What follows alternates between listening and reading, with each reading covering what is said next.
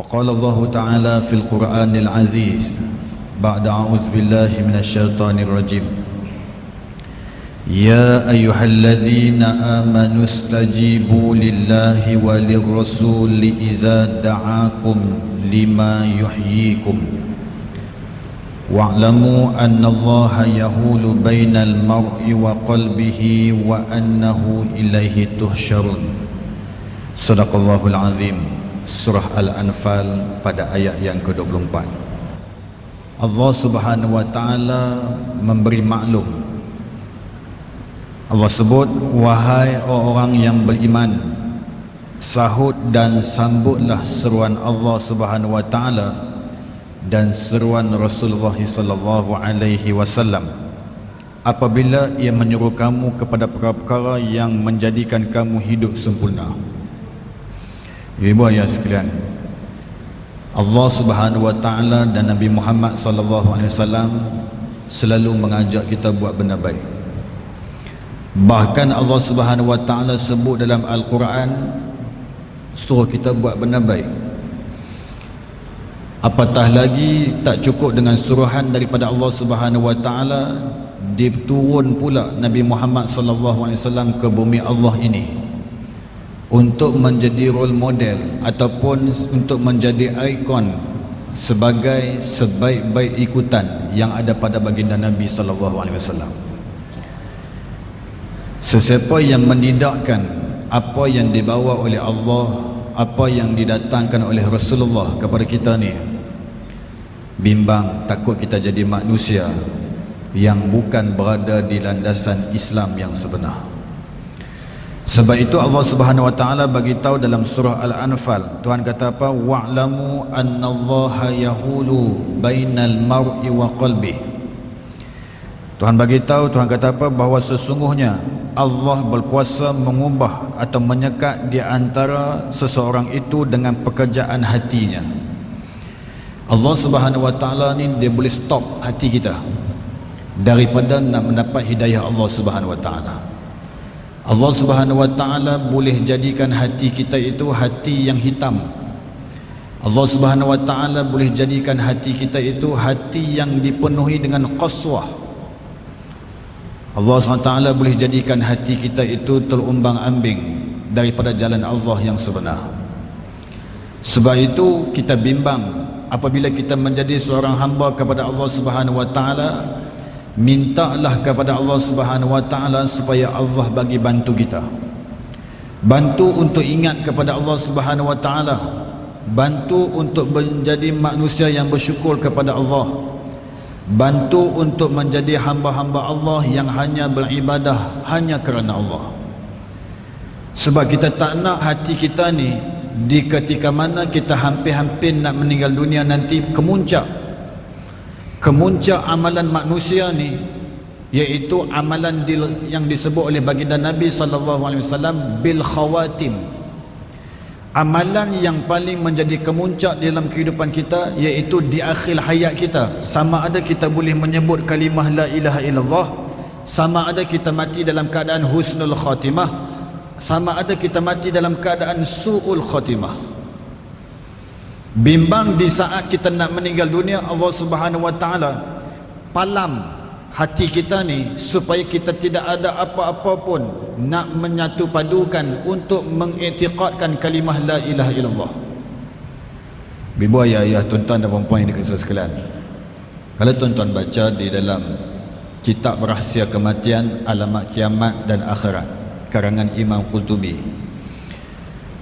disebut di sana, dia buat mai hadis Nabi sallallahu alaihi wasallam yang diriwayat daripada Abu Hurairah radhiyallahu anhu, hadis sahih.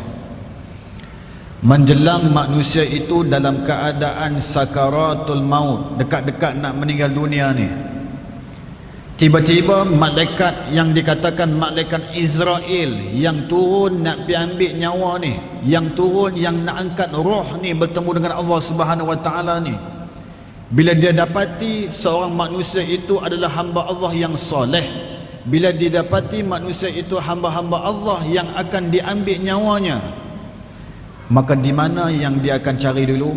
Dia akan cari di hati kita. Cari di hati. Ada tak di dalam hati kita ini kesan-kesan seorang hamba Allah yang soleh? Ada tak kesan-kesan di dalam hati kita ini hati yang hidup di saat hati dimatikan oleh Allah Subhanahu wa taala? Maka ketika itu bila diketahui kata kena dapat tugas untuk pergi mengambil roh orang-orang yang beriman, dia turun pergi ambil roh orang yang beriman ni, dia cari dalam hati tersebut, ada tak kesan-kesan hamba yang soleh dalam hati dia? Kata Nabi SAW, tak ada satu amalan soleh yang terlekat dalam hati dia, tetapi dikhabarkan dia orang yang soleh. Semak dalam hati ni, tengok tak ada kesan yang disebutkan sebagai qalbun salim. Tengok dalam hati ni, cari kesan yang soleh sebagai hamba Allah yang soleh, tak jumpa soleh. Dia angkat dagu ni, dia angkat dagu orang yang beriman tersebut, lalu dilihat lidahnya, lidah orang yang beriman itu sedang menutulkan kalimah la ilaha illallah.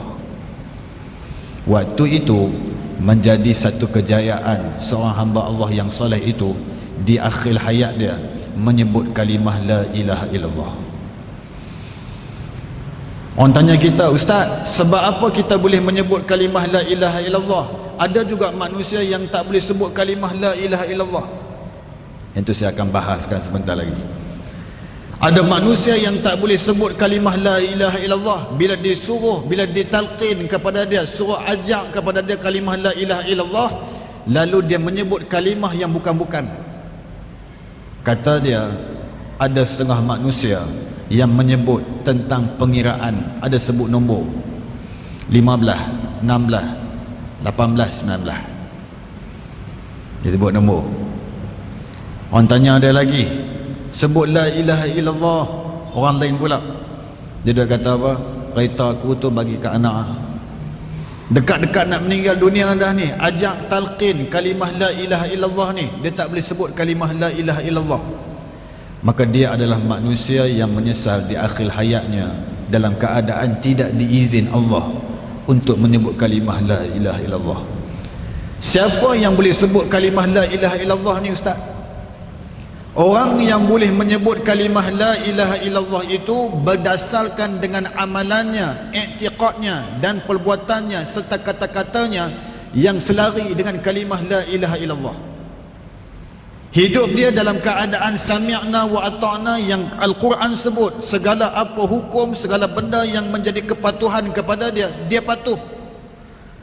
Dia tak ada nak mempertikaikan apa yang dikatakan oleh Allah Subhanahu wa taala. Dia tidak ada pertikaian apa yang disebut oleh baginda Nabi SAW. Maka dia selari dengan kalimah la ilaha illallah.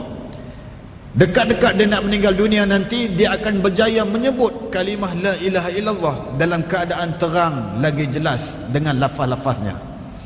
Ibu ayah tengok tak baru ni ada seorang penceramah Arab dalam majlis Walimatul Urus. Syekh tu adalah rakyat Palestin. Bila dia duduk ceramah ni waktu majlis perkahwinan, orang Arab ni kalau majlis perkahwinan dia buat ceramah, dia buat kuliah. Malaysia tak buat Malaysia jaranglah buat. Kalau Malaysia buat, menjadi satu keajaiban dan pasti akan masuk Surah Abang, sebab ada kuliah pula, kuliah khas. Jadi dia pun dah bagi syarahan di dalam majlis Walimatul Urus tersebut. Dekat-dekat dia nak meninggal dunia, dia sebut terang-terang la ilaha illallah, terus hilang. Bagaimana mungkin dia boleh sebut kalimah la ilaha illallah tu dalam keadaan terang, nyata, jelas, tanpa diajar oleh siapa-siapa, melainkan amalan yang dibina waktu hidup, amalan yang dibina waktu dalam keadaan sihat, amalan yang dipasak di dalam kehidupannya dengan kalimah la ilaha illallah. Mudah-mudahan di akhir hayat kita nanti semua yang ada dalam masjid ni berjaya menyebut kalimah la ilaha illallah dengan izin Allah Subhanahu wa taala dalam keadaan mudah, insya-Allah.